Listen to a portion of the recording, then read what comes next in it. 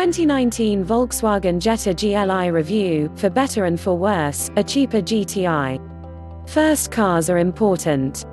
Whether pristine, new and gleaming, or tired, old and steaming, they're among most people's first tastes of adulthood and freedom. Those memories, both positive and negative, stick with us forever. By the time I got my first set of keys in high school, I was already a big car enthusiast. My first car, a European spec 1986 Volkswagen Jetta GLI with around 100,000 miles of, let's call it, seasoning, helped set me on trajectory that led me to my life's work in automotive journalism. In other words, the GLI is kind of important to yours truly. Thus, it should come as no surprise that climbing into this 2019 Volkswagen Jetta GLI is freighted with nostalgia and meaning for me, even if the new model has almost nothing in common with the square-rigged, high-trunked MK2 I used to own. That car offered fun, affordable performance in a sleek, if somewhat milquetoast wrapper with surprising utility. One glance at this new 2019 VW GLI tells much the same story. Yes, this 6th-gen model has a different look from the Jetta it's based on, but it's subtle. There's more aggressive front and rear lower fascias, subtle side sills and a modest rear spoiler, along with unique 18-inch alloys. There's no denying it's still buttoned-up stuff. The GLI's most noticeable styling departure is arguably its blacked-out grille, and to my eyes, it's actually the model's least successful design element. Like GLI's past and its hatchback GTI kin, there's a prominent red trim line that ties together the LED daytime running lamps, but it's the weirdly exaggerated open honeycomb treatment itself that seems a bit odd. Speaking of its GTI brethren, this Jetta GLI inherits most of that excellent hatchback's performance goodies. As you'd expect, there's a version of VW's ubiquitous 2.0-litre turbocharged TSI 4-cylinder engine, tuned here to develop 228 horsepower and 258 pound-feet of torque. For those keeping score, those are increases of 18 horsepower and 51 pound-feet over the outgoing GLI, and they're streets ahead of the 1.4-litre you get in today's standard Jetta, an inline-4 that delivers a comparatively paltry 147 horsepower buoyed by a decent 184 pound-feet. My test car features a 6-speed manual, yes, it's back, with easy and accurate but long feeling throws. A quick shifting, 7-speed DSG dual-clutch gearbox, like the one seen in our man Antoine Goodwin's review video and photos on this page, is also available. Regardless of which transmission you choose, fuel economy is pegged at 25 miles per gallon city, 32 mpg highway and 28 combined, reasonable, if unremarkable stuff. As the aforementioned power figures suggest, however, performance from this engine is gutsy, thanks to particularly strong low-end torque. While the clutch uptake could be slightly more progressive to aid in quick, smooth launches, the GLI's driveline otherwise has no trouble getting its power to the ground. Get used to the leftmost pedal's action and you'll be rewarded with a 0 to 60 mph time of around 6 seconds. Sadly, you won't be rewarded with an interesting accompanying soundtrack. Even when you're not in a straight line, this front-wheel driver has no trouble putting its power down. Thanks in part to the GLI's stout MQB platform, VAQ limited slip differential with XDS electronic locking technology and grippy 18-inch 225/45 series Hankook Ventus S1 Evo 3 rubber, the GLI hooks up and goes, whether ripping away from a stoplight, slingshotting out of a hairpin or intentionally pouring on too much power on an on-ramp just for a moment's amusement on a morning commute. In the latter situations, the GLI resorts to safety-first understeer. There's little evidence of a twitchy rear end like my 86. Like its GTI sibling, my old car would regularly lift its inner wheel like a dog at a fire hydrant under hard cornering.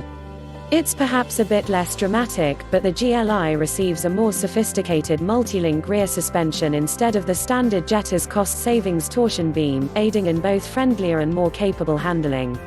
The fully independent setup is lifted wholesale from the GTI, right down to the springs and front sway bars, though the diameter of the rear anti-roll bar is up by a skosh to 21.7 mm.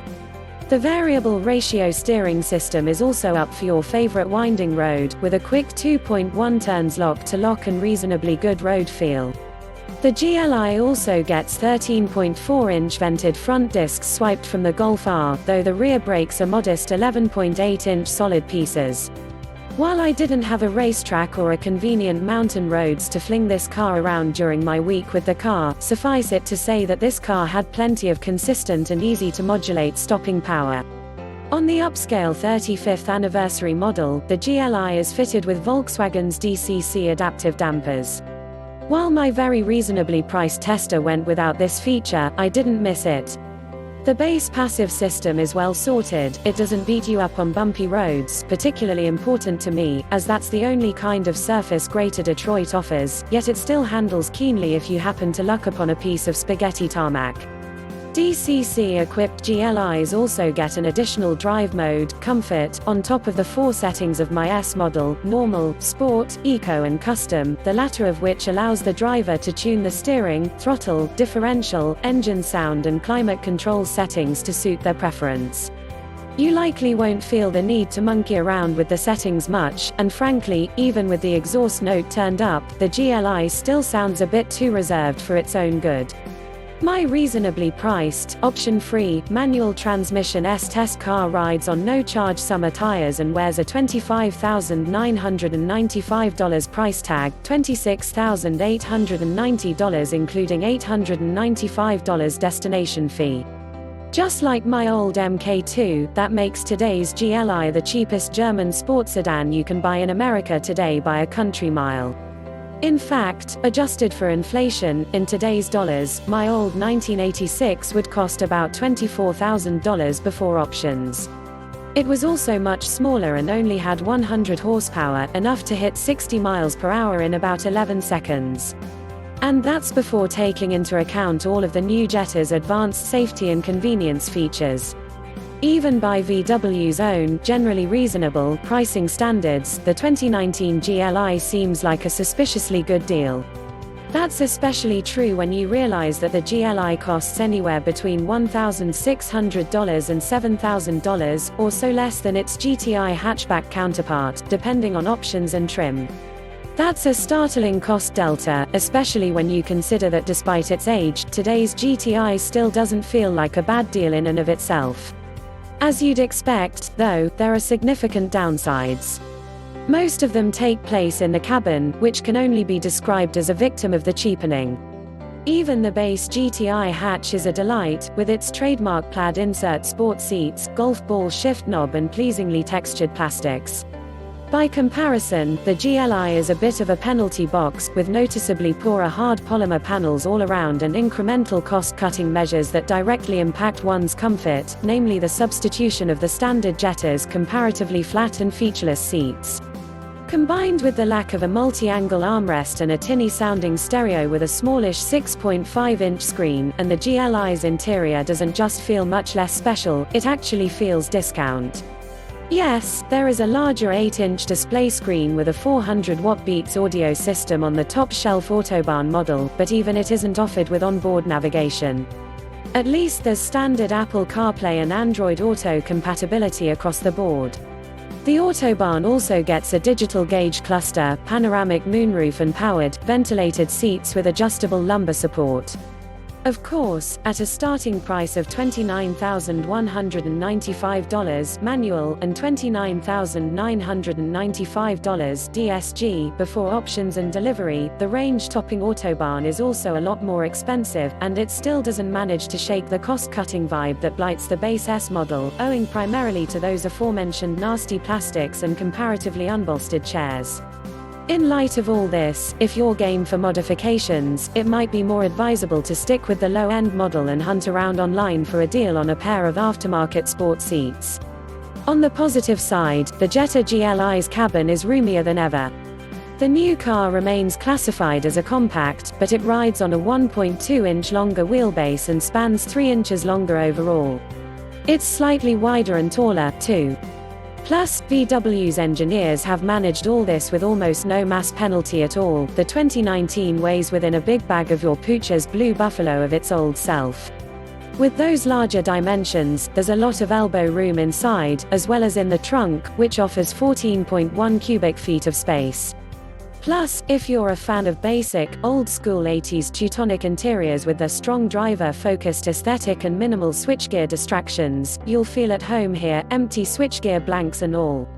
On the downside, rivals like the Honda Civic C and Hyundai Elantra Sport simply have nicer cabins. Even the dated but far more powerful Subaru WRX's interior isn't that much cheaper feeling, and it's got much sportier seats. On the safety front, the 2019 Jetta GLI comes with standard blind spot monitoring, forward collision warning with automatic emergency braking, rear cross traffic alert, plus full LED lighting. Weirdly, adaptive cruise control is not available.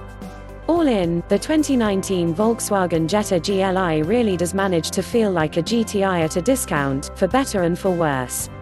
It's a sports sedan that's both surprisingly practical and fun to drive, let down only by a few too many corporate suits playing hardball when it came to signing off on the car's cabin. If VW offered up a GTI spec premium interior option package with the hatchback's infinitely better seats and premium plastics for a reasonable surcharge, the GLI would be a top-to-bottom winner. As it is, it tugs at the heartstrings of this former Mk2 GLI owner, but not enough to make me proclaim it the clear choice in its class. For more updates, subscribe and share this video.